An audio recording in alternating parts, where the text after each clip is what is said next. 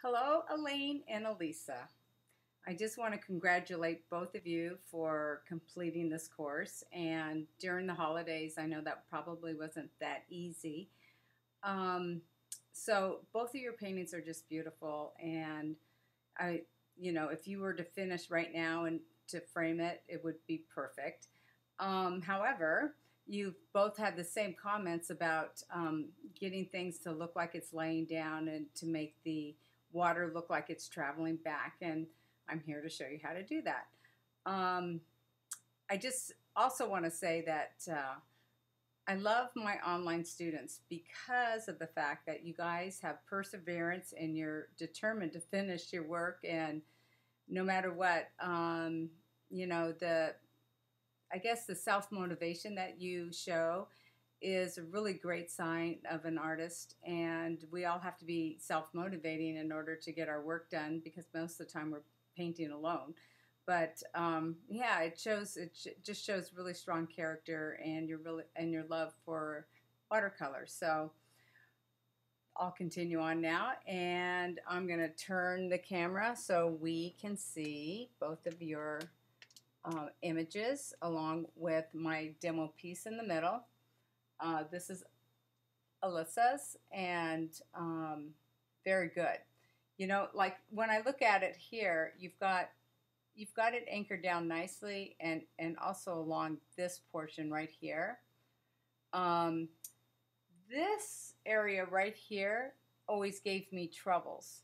Now, and all you're doing is following the reference photo, and it does have that funny look. Why is that lily pad is it in front of it? Is it sitting on top of it? And this looks like the lily pad is just kind of moved up against it, and that's fine. You could, because they do move about, and they do seem to flip and have some sort of curves to them. Over here for Elaine's, beautiful work. That was very smart the way you added that purple in there, and it looks like a real natural shape that you added in. Congratulations, because that's the first time I've seen it done as well as that. I couldn't achieve it, so. Also, let's see, we're going to talk about the water, and I know in the reference photo that water is very still. It was taken at in a pond, and so the water was just not moving at all.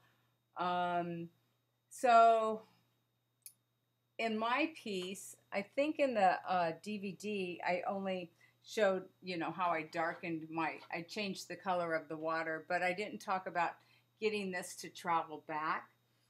Okay, so let's see. So I'm going to get to this, and we're going to talk about this lily pad, getting this to lay down, because I had that same trouble, Alyssa, getting this to prospectively look correct. Because again, in the photo, it had that funny. It had the roundness here, and it kind of lips up. But we can do a couple things to trick the eye to make it look like it's a little flatter. But first, I want to talk about the water, okay? The movement in the water. Now, for Alyssa, I love what's going on in here. It does look very still, and maybe you want to keep that stillness, that look that actually is happening in the pond. And I wouldn't change a thing here. But I'm going to go ahead and show you how to have a little bit more movement. This looks wonderful too, but it's your choice if you want to add a little bit more movement in the front. Now this demo piece, I lifted a lot of color here in order to show some demos on the husky part of the leaf and how to darken it. Because when I look at both of yours, they look strong enough and intense enough. Oh, I love this too, right here. This is beautiful. And right here, you've got it dark enough as well. But, I just feel like, I can give you a couple more hints on how to get it nice and intense. Because right here, this is my finished piece. And this was not the piece that I finished in the video. This was the piece I finished once I got home. I found it, I found that it needed a little bit more than the time allotted in the DVD. And as you can see here, I darkened the top part here. I made some movements here, and that's giving it a little bit of depth going back. And it does anchor this one down, because this one is the trouble one of all the lily pads. So so I'm just going to work my way all the way around, and don't feel like, if you want to look at a little bit of this and pause it, you know, because sometimes I gab on. So anyway, okay, let's see. Let's start with the water. And I'm going to turn my paper this way, okay? And I'm going to start off with just, you can start off with any blue you like.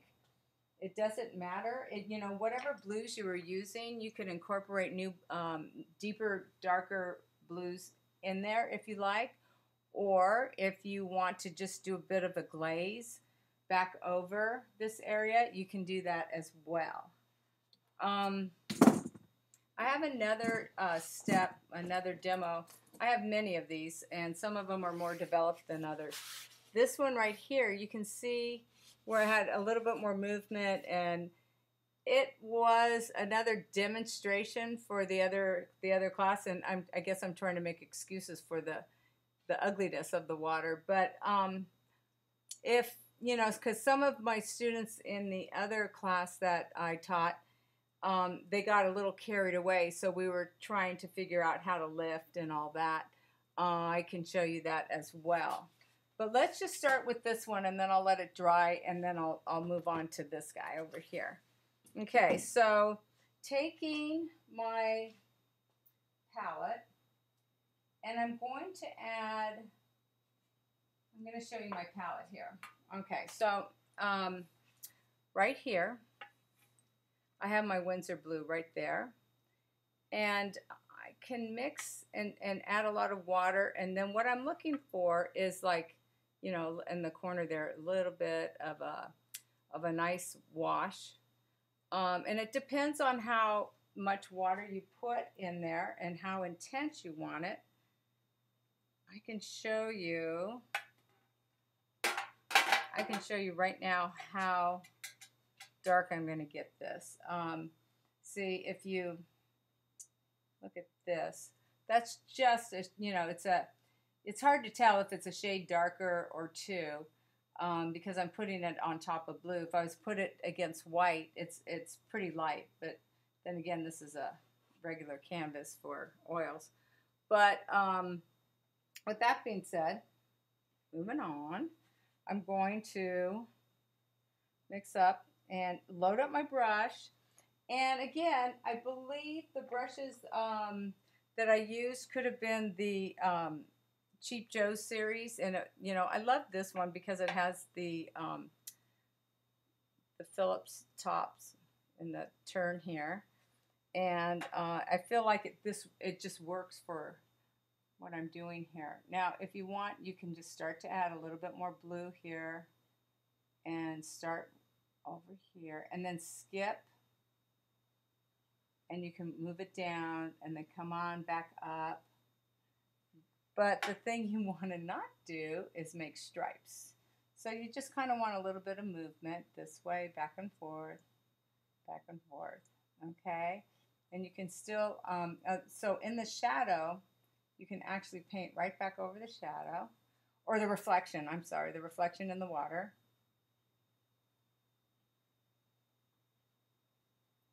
And just keep adding and adding. Do you see there's a little bit of a difference there, right? And so what was dull before has now come to life because there's a little bit, leaving a little bit of light right here. Of course, you guys anchored your the bottom portions of your water lilies nicely right here. And over here, you used the ring of the water to work for you, Elaine. And over here, Alyssa, you used the deep dark shadow, you know, to work for you. So either way, however you want to approach it is fine. But as I'm looking at yours, Elaine, the white area here, I don't know, you know, I love the fact that you left the white, but I would think that maybe you would want to take a little bit of, I'll show you right on yours, of a little bit of a blue and just kind of knock it back just a little bit. And so it settles in and it looks a little more natural that way. And you know, I don't know, maybe you're saving it for the critique. So it's your choice, okay? You guys work hours on this, and you know, I always tell my students critiques are just suggestions, and it's from, you know, it's from what I think, from my perspective, what I would do with my own personal painting. I don't expect everyone to take my critiques and follow it. If there's one or two ideas that you think will work, incorporate it, fine. If you don't think any of them would work for you, you know, you can just leave it as is.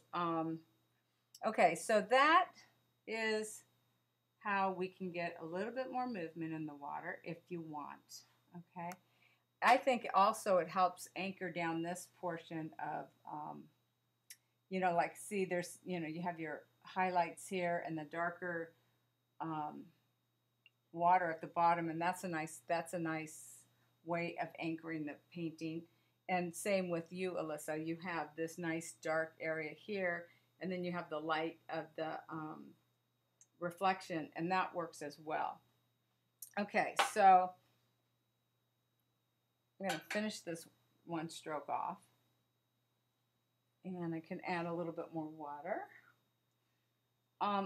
Also, you know, I didn't use this technique in the video, but when I am doing something of this nature, I'm finding that the water bottle is really a great way of getting that pigment to float and flow for you, and without too many brush strokes, because the less brush strokes, the more natural that water is going to look.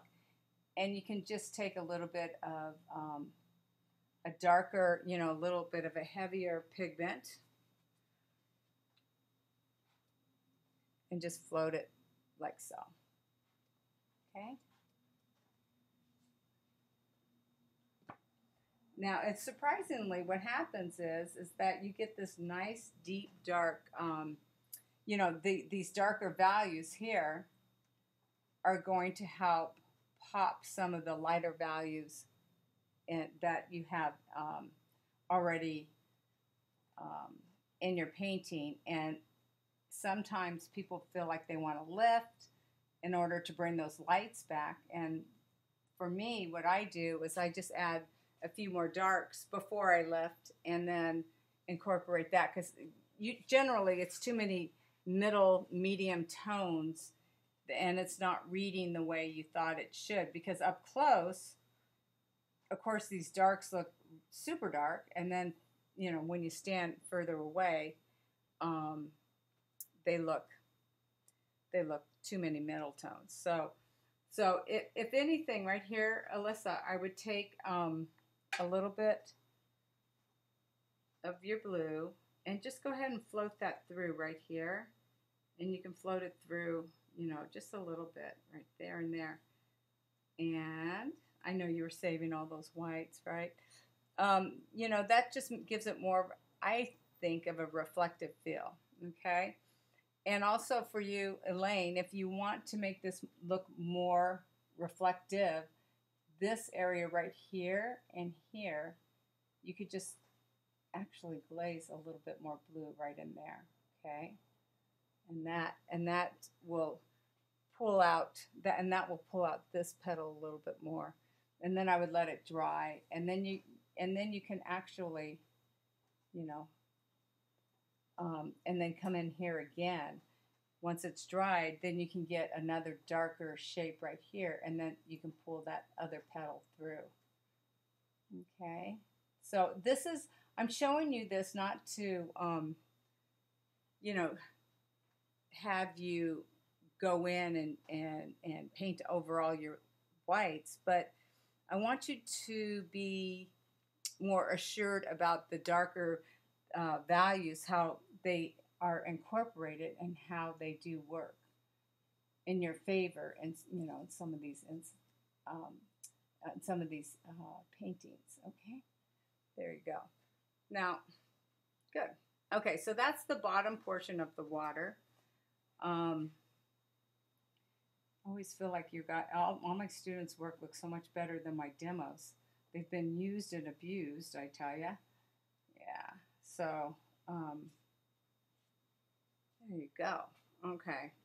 And of course, this, you know, it's going to drive me crazy unless this is even. Okay, so that's that. Now we're going to talk about the primary colors we used in order to get our earth tones, and any colors you choose is fine, because I'm getting ready to mix up my colors in my palette. Again, I'm going to show you this. Okay, so right here we have our yellow, red, and blue. Okay, and